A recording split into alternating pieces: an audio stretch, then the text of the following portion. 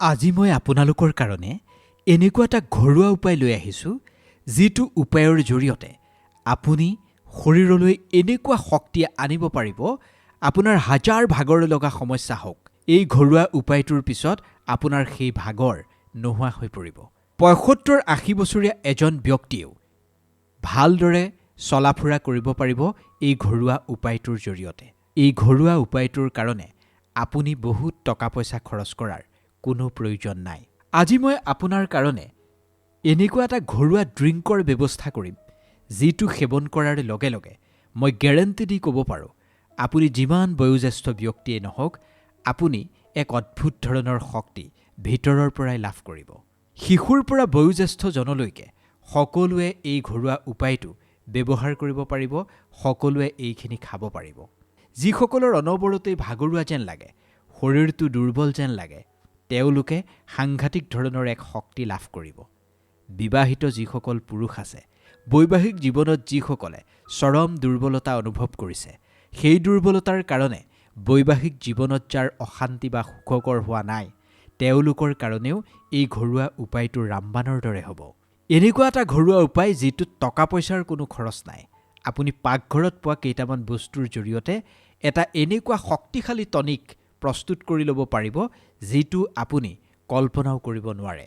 নমস্কাৰ, মই কৃষ্ণ ভূঞা। আপুনি চাই আছে be positive and always be positive. আপোনাৰ পাকঘৰতেই এনেকুৱা এক অদ্ভুত টনিক প্ৰস্তুত কৰি ল'ব পৰা দ্ৰব্য আছে, যিখিনি চাগে আজিলৈকে আপুনি কল্পনাও কৰা নাছিল।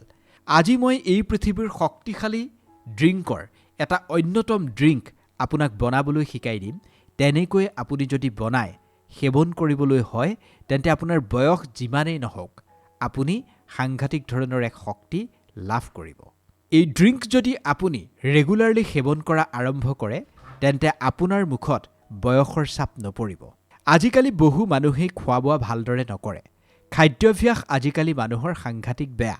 সময়মতে একো বস্তু নাখায়, যাৰ ফলত মানুহ বেমাৰত পৰে। সময়মতে খোৱা বোৱা নকৰাৰ কাৰণে বহু মানুহ আজিকালি দুৰ্বল হৈ পৰিছে। হিচাপত খোৱা বোৱা নকৰাৰ কাৰণে মানুহৰ গেছৰ সমস্যা বৃদ্ধি হৈছে। মানুহে ভাগৰুৱা ভাৱ এটা অনুভৱ কৰে, বেমাৰত পৰে। ইচ্ছা থাকিলেও কোনো এটা কাম ভালদৰে কৰিব নোৱাৰে, কাৰণ শৰীৰত জোৰ নাথাকে। বহুতৰ অনিয়মীয়া খাদ্যাভ্যাসৰ কাৰণে শৰীৰত বিষাক্ত টক্সিচ জমা হয়, যাৰ কাৰণে বিভিন্ন ধৰণৰ ৰোগ ব্যাধিয়ে দেখা দিয়ে। গেছৰ সমস্যাৰ সৃষ্টি হয়, আৰু গেছৰ সমস্যাৰ কাৰণে বহুতৰে মূৰ ঘূৰণি পৰ্যন্ত হয়, চকুৰে অন্ধকাৰ দেখে, বুকুৰ ওচৰত জ্বলন পূৰণ হয়, পেটত এক অদ্ভুত ধৰণৰ গৰম অনুভৱ হয়, যাৰ কাৰণে স্বাভাৱিক জীৱন একেবাৰে ব্যাহত হৈ পৰে। যেতিয়া এই সমস্যাৰ বিষয়ে আপুনি কাৰোবাক কয়, চিকিৎসককেই হওক, আপোনাক যেতিয়া চিকিৎসকে প্ৰশ্ন কৰে, আপুনি এটাই কয়, খোৱা বোৱা দেখোন ঠিকমতে কৰিয়ে আছোঁ, কিয় বা হৈছে এই সমস্যাবোৰ একেবাৰে ধৰিব পৰা নাই। কিন্তু আপোনাৰ অনিয়মীয়া খাদ্যাভ্যাসে আপোনাক ৰোগাক্ৰান্ত কৰি তুলিছে, যিটো আপুনি কাহানিও গম নাপায়। কিন্তু আপোনাৰ কিটচেনতেই আপোনাক সুস্থ কৰি ৰাখিবলৈ কিছুমান বস্তু আছে, যিবোৰ আপুনি সঠিকভাৱে ব্যৱহাৰ কৰাৰহে কথা। আজি মই এনেকুৱা এটা ঘৰুৱা উপায় আপোনাক শিকাই দিম। আজি আপুনি অন্তত কৰি চাওক, 2 দিন কৰি চাওক, 3 দিন কৰি চাওক, আপুনি নিশ্চিতভাৱেই ইয়াৰ পৰা ভাল ফল লাভ কৰিব। এই উপায়টোৰ কাৰণে আপোনাক 3টা বস্তুৰ প্ৰয়োজন হ'ব, যি 3টা বস্তু আপোনাৰ ঘৰত নিশ্চিতভাৱে থাকিবই। আমাৰ পূৰ্বপুৰুষসকলে প্ৰায়ে এনেবোৰ ঘৰুৱা উপায় কৰিছিল। সেইকাৰণে তেওঁলোক বহু দিন জীয়াই আছিল, তেওঁলোকে বহু আয়ুস পাইছিল, কাৰণ তেওঁলোকে ফাৰ্মেচিত পোৱা দৰৱৰ তুলনাত আমাক প্ৰকৃতিয়ে দিয়া বস্তুবোৰৰ ওপৰত বেছিকৈ নিৰ্ভৰশীল আছিল। প্ৰকৃতিয়ে আমাক প্ৰতিটো ৰোগৰ সৈতে যুঁজিবলৈ কিছুমান এনেকুৱা বস্তু দিছে, যিবোৰ আমি ব্যৱহাৰ কৰি বহু বেমাৰৰ পৰা বাচি থাকিব পাৰিম। আজি মই যিটো ঘৰুৱা ড্ৰিংকৰ বিষয়ে আপোনাক এতিয়া ক'ম, সেই ড্ৰিংকৰ জৰিয়তে আপুনি সকলো ৰোগ নিৰাময় কৰি ল'ব পাৰিব। প্ৰথমে মই আপোনাক ঘৰুৱা উপায়টো শিকাই দিম। তাৰপিছত আপোনাৰ যদি এইটোৰ সন্দৰ্ভত কিবা প্ৰশ্ন আছে, কিবা ডাউটছ আছে, আপুনি মোক কমেণ্টত জনাব পাৰিব। মই পূৰ্বেই কৈছোঁ, এই ঘৰুৱা উপায়টোৰ কাৰণে আপোনাক 3টা বিশেষ বস্তুৰ প্ৰয়োজন হ'ব। সেই 3টা বিশেষ বস্তুৰ প্ৰথম বস্তুটোৱে হৈছে গাখীৰ। গাখীৰ সকলো মানুহৰ ঘৰতেই থাকেই। গাখীৰ আপোনাক বহুত বেছিও প্ৰয়োজন নহ'ব। মাত্ৰ এই ঘৰুৱা উপায়টোত আপুনি 1 কাপ গাখীৰেই খাব লাগিব। গতিকে একাপতকৈ আপুনি অকণমান বেছিকৈ গাখীৰ ল'ব 1 গিলাচেই গাখীৰ ল'ব নৰ্মেল গাখীৰ ল'ব যিটো আমি সাধাৰণতে ঘৰত ব্যৱহাৰ কৰোঁ এই গাখীৰ গিলাচে আপোনাক আজি এনেকুৱা শক্তি দিব যিটো আপুনি কল্পনাও কৰিব নোৱাৰে শৰীৰত প্ৰটিন ভিটামিন পাবৰ কাৰণে কেলছিয়াম পাবৰ কাৰণে আপুনি কিমান কি চাগে আজিলৈকে খাইছে তাৰ কোনো ঠিকনা নাই কিন্তু এই ঘৰুৱা উপায়টো আজি আপুনি এবাৰ কৰি চাওক শৰীৰটোত সাংঘাতিক ধৰণৰ পোষক তত্ত্ব আপুনি লাভ কৰিব আপুনি 1 গিলাচ গাখীৰ ল'লে তাৰ পিছত আপোনাক 1 চামুচ চফ প্ৰয়োজন হ'ব চফ সকলো মানুহৰ ঘৰত থাকেই চফ আমি মুখৰোচক হিচাপে ব্যৱহাৰ কৰোঁ যেতিয়া আমি ভাত খাওঁ ভাত খাই উঠি অকণমান চফ আমি চুবাওঁ কিন্তু আপুনি মই মুখৰোচক হিচাপে ব্যৱহাৰ কৰা চফৰ আচল শক্তিৰ বিষয়ে আমি আজিলৈকে জানিবলৈ চেষ্টাই কৰা নাই চফ সাংঘাতিক বেনিফিচিয়েল হয় আমাৰ পেটৰ কাৰণে কাৰণ চফে মানুহৰ হজম শক্তি যথেষ্ট পৰিমাণে বৃদ্ধি কৰে পেটটো ঠাণ্ডা কৰি ৰখাত এই চফৰ গুৰুত্ব অপৰিসীম আমাৰ গেছৰ সমস্যা দূৰ কৰিবলৈও এই চফে ৰামবানৰ দৰে কাম কৰে যেতিয়া এই চফ গাখীৰৰ সৈতে মিহলি হৈ যায় তেতিয়া ই সাংঘাতিক পাৱাৰফুল হৈ পৰে এটা দুটা বস্তু আপোনাৰ হৈ গৈছে এগিলাচ গাখীৰ 1 চামুচ চফ আৰু তৃতীয়তে আপোনাক প্ৰয়োজন হ'ব এটুকুৰা সৰু আদা চফ আৰু গাখীৰ এই কম্বিনেশ্যনটো সাংঘাতিক ধৰণৰ শক্তিশালী এই ঘৰুৱা উপায়টো এতিয়া আপুনি কেনেদৰে প্ৰস্তুত কৰিব লাগিব সেই বিষয়ে মই আপোনাক এই ভিডিঅ'টোত পৰ্যায়ক্ৰমে কৈ যাম আপুনি কেৱল শুনি ল'ব এই ঘৰুৱা উপায়টো যেতিয়া আপুনি প্ৰস্তুত কৰিব আপুনি সপ্তাহত 2 বাৰ সেৱন কৰক বা 3 বাৰো আপুনি সেৱন কৰিব পাৰে এতিয়া বতৰৰ পৰিৱৰ্তন হৈছে বহু মানুহৰ গাটো দুৰ্বল অনুভৱ হৈছে এই সময়ছোৱাত যদি আপুনি এই ঘৰুৱা উপায়টো ব্যৱহাৰ কৰে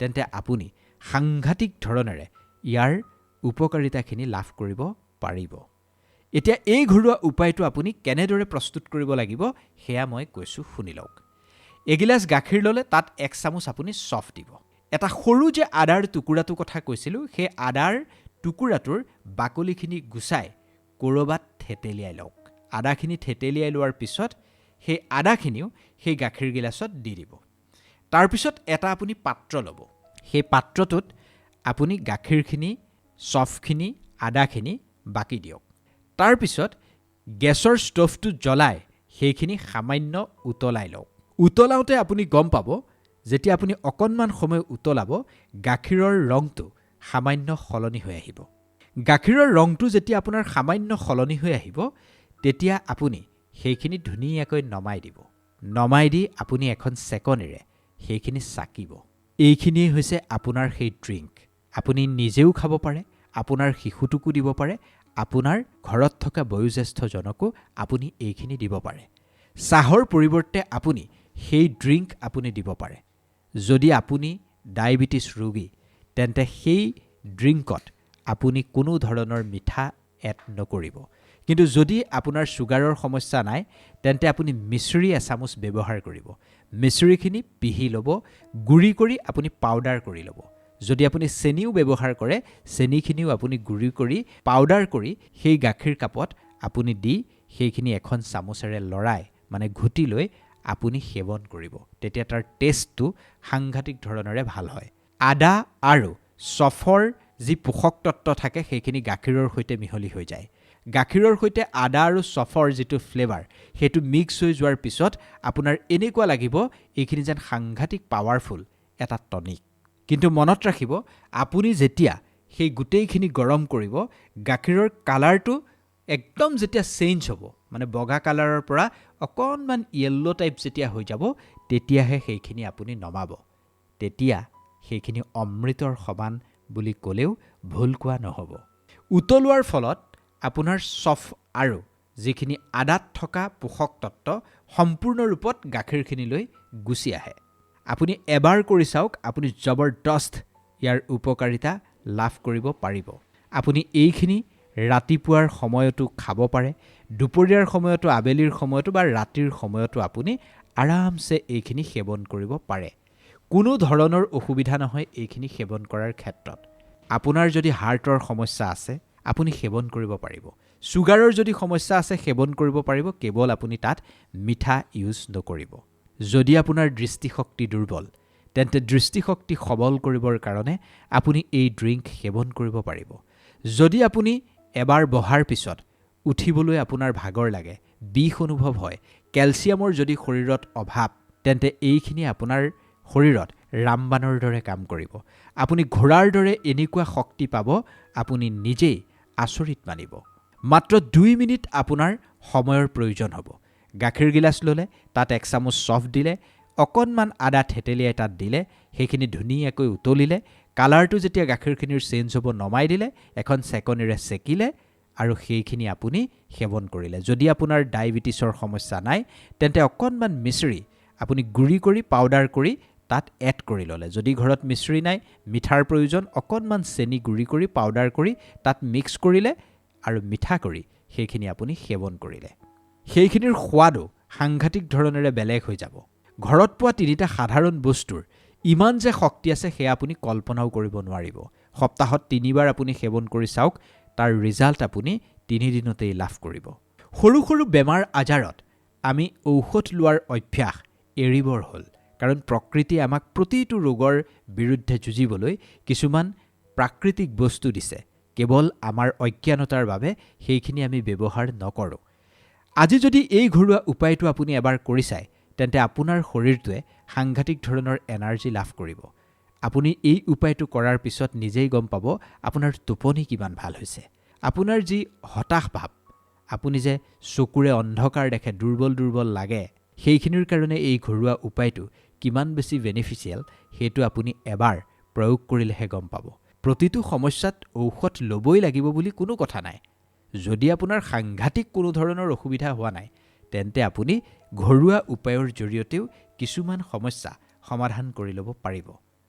মোৰ বিশ্বাস আপুনি চাগে নিশ্চিতভাৱে এই উপায়টো কেনেকৈ প্ৰস্তুত কৰিব লাগিব সেয়া বুজি পাইছে। আমাৰ বয়োজ্যেষ্ঠসকলে, ঋষি মুনিসকলে কেৱল প্ৰকৃতিয়ে দিয়া বস্তুবোৰকেই গ্ৰহণ কৰিছিল আৰু প্ৰতিখন ঘৰতেই এনেকুৱা ঘৰুৱা উপায়বোৰ ব্যৱহাৰ কৰিছিল আমাৰ ককা আইতাহঁতে।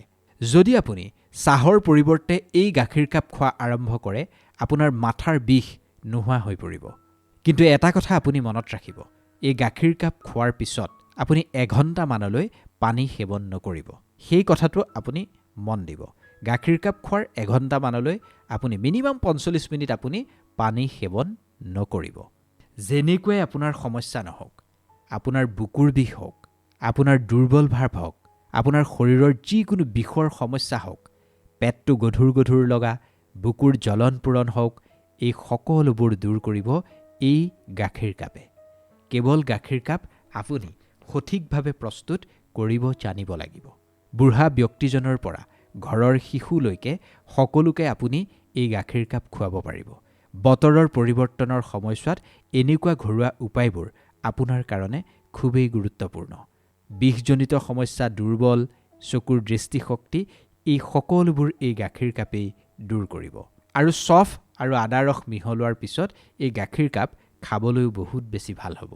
যিমান পাৰে সিমান এই ঘৰুৱা উপায়টো আপোনজনলৈ শ্বেয়াৰ কৰিব, যাতে ইয়াৰ আচল লাভখিনি আপোনাৰ আপোনজনেও লাভ কৰিব পাৰে। ভিডিঅ'টো সন্দৰ্ভত আপোনাৰ মতামত আমাক কমেণ্ট কৰি জনাবলৈ নাপাহৰিব। এনেকুৱা ধৰণৰ ভিডিঅ' নিয়মিত পাবৰ কাৰণে আমাৰ চেনেলটো ছাবস্ক্ৰাইব কৰিব আৰু ভিডিঅ'টো কোন স্থানৰ পৰা চাই আছে কমেণ্টত নিশ্চিতভাৱে জনাব। ধন্যবাদ।